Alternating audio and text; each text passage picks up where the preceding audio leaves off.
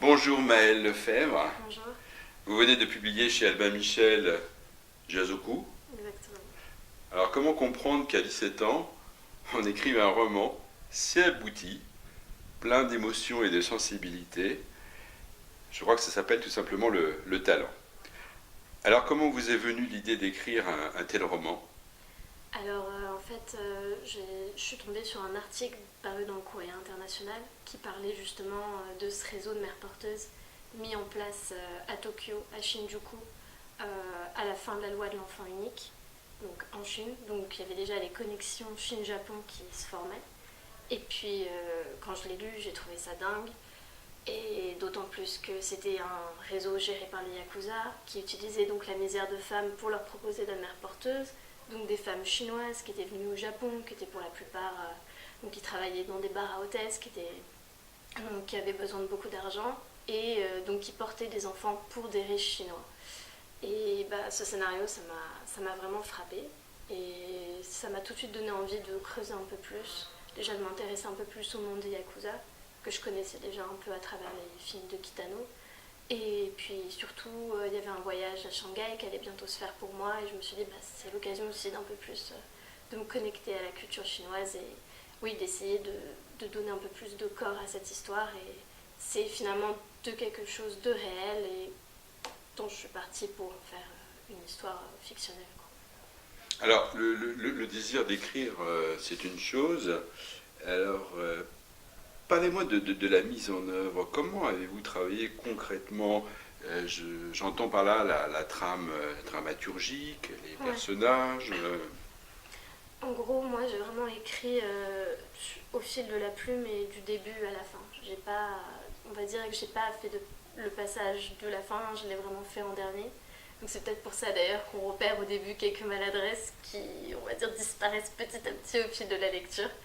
Mais et puis j'ai tout écrit à la main parce que vraiment j'arrive pas à taper à l'ordinateur, ça Ouais. vient pas du tout de la même manière. Moi quand j'écris. Mais parfois ça peut être à mon détriment parce que je pense que quand on écrit au fil de la plume, ça peut donner un peu plus de lourdeur parce qu'on est plus amené à finalement se laisser emporter et à écrire des phrases très longues. Donc ça peut donner un style plus lourd. Alors que j'ai remarqué que quand on corrige à l'ordinateur, on est plus amené à écrire des phrases un peu plus courtes et donc plus incisives. Donc peut-être que c'est à mon détriment, mais je peux pas écrire mes histoires sur l'ordinateur. Il faut que ce soit Il y a plein, avec la plume. il Et y a, puis après, je retape. il y a plein de ratures quand même. Ah oui, oui, il y en a plein. Oui, oui. Il y en a plein. Et il faut se retrouver dedans. Non, parce que je parlais des personnages, parce que les personnages, ils ont quand même une carte d'identité, une définition psychologique particulière. Ouais, oui, ça c'est vrai, j'avais dressé le portrait avant. J'avais, on va dire, sur mon petit carnet, j'avais ces personnages dans la tête et mon but c'était de les faire très différents. Sauf que c'est un peu difficile finalement, j'ai réalisé, parce que j'ai l'impression que tous ces personnages c'est un peu moi. Donc même si on essaye de les rendre différents, comme Mm. ils ont tous une partie de moi-même, j'ai l'impression qu'ils se ressemblent tous. Donc c'était hyper frustrant parce que quand j'essayais de leur faire dire des choses complètement différentes, de leur faire avoir des points de vue qui se rejoignaient pas du tout, j'avais l'impression de m'entendre à chaque fois et du coup j'ai réalisé que c'était un exercice vraiment difficile, mais voilà. Alors, ce roman n'est pas à proprement parler un ouvrage sur les Yakuza. Non, non, non, justement les Yakuza c'est vraiment la toile de fond et mon objectif c'était pas du tout de faire de ce livre un polar ou un thriller Mm. un peu tendu avec toute cette ambiance de gangster. C'était simplement, un peu comme dans les films de Kitano d'ailleurs, de traiter plutôt de questions de liens de sang ou de questions de relations Mm. entre personnages avec cette toile de fond que sont les Yakuza et tout le malheur et toute la violence qui va avec.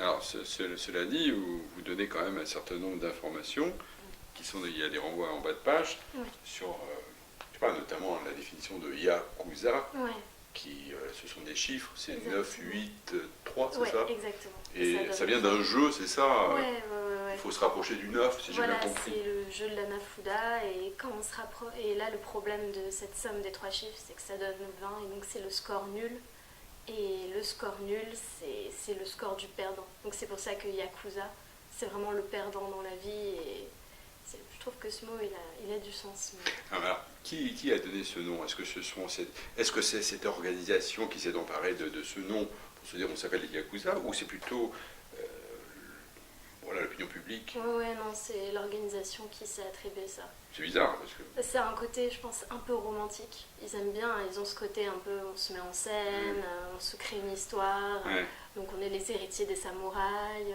ou alors même les descendants des Bakuto donc, et des Tekiya, donc les joueurs ou les marchands ambulants. Et puis cette idée de perdant, finalement, ils l'assument vraiment. Et je pense qu'ils ont aimé. Ah ouais. Et vous avez donc travaillé sur le sujet alors un petit peu Un quand petit même. peu, Ouais. oui. Disons que c'est vrai que j'ai pas trouvé énormément de livres à lire sur le sujet, mais il y en avait quelques-uns. Et c'est vrai que ça m'a donné beaucoup d'informations. Et oui, dont le livre Yakuza, enquête au cœur de la mafia japonaise, c'est celui qui m'a donné le plus de détails. Alors, ce roman, en fait, se déroule entre la Chine et le Japon. Comment avez-vous travaillé justement sur les deux cultures? Ouais. Parce que voilà, hein, c'est. C'était difficile parce que la culture chinoise, j'avais un lien avec elle, comme j'avais appris le chinois, que j'avais du coup rencontré dans mon collège des amis d'origine chinoise. Et comme j'ai voyagé en Chine une fois, j'avais beaucoup plus de liens concrets avec cette culture. Donc c'était beaucoup plus facile pour moi de ne pas dire d'idiotie sur cette culture-là. Par contre, pour le Japon, c'était difficile parce que le Japon, je suis encore jamais allée. Donc j'ai dû en parler simplement à travers ce que je savais. Du coup, finalement, en fonction de mes souvenirs, des documentaires que j'ai pu voir sur Tokyo, des mangas ou même des livres que j'ai lus, ou des films que j'ai vus, et c'était beaucoup. C'est ma grande crainte d'ailleurs, c'est de ne pas être parvenue, même en faisant des efforts, à avoir finalement rendu pour de vrai justice à la culture japonaise. J'ai peur d'avoir, disons, malgré mes efforts, encore porté une vue d'occidental là-dessus, quoi.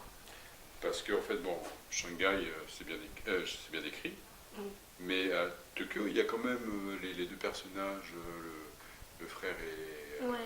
Ils se promènent dans un centre commercial qui est assez.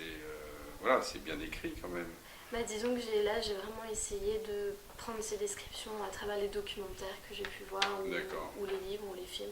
J'ai essayé aussi de prendre des photos, et puis d'écrire les photos que je voyais pour dire le moins de bêtises possible. Parce que c'est dur à imaginer une grande ville comme Tokyo. Alors on dit toujours qu'écrire un livre requiert une certaine expérience vécue. Alors eu égard à votre jeunesse, lorsqu'on vous parle de votre maturité, qu'en pensez-vous? Moi j'ai l'impression d'être encore un bébé dans ma tête, donc grandir ça me fait super peur, alors qu'on me dit que je suis mature, surtout que bon, j'ai un papa au foyer qui m'aide encore, qui cuisine tous mes plats, donc maturité, je pense pas quand même. Je l'ai encore. Parce qu'écrire un livre et puis un premier roman et être publié dans une maison aussi prestigieuse qu'Albin Michel, c'est quand même quelque chose. C'est un rêve qui se réalise, mais je sais pas si c'est dû à ma maturité ou plutôt simplement à ma passion. Je pense que c'est surtout parce que j'ai vraiment exprimé tout ce que j'avais au fond de moi, et que finalement ça puisse émouvoir d'autres personnes et communiquer des choses. Disons que j'ai vraiment écrit avec mes tripes, et je pense que plus que ma maturité, que je n'ai pas, je pense que c'est vraiment ça qui peut peut-être marcher, qui pourra peut-être marcher avec les différents lecteurs.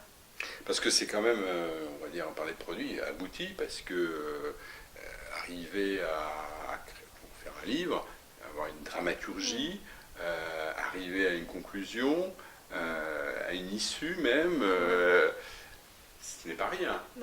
Oui, puis je pense que c'est aussi grâce au conseil de Gérard, donc mon éditeur, qui avait déjà lu d'autres textes avant, donc mine de rien, avant c'était pas du tout le même style, et puis c'était pas aussi bien construit.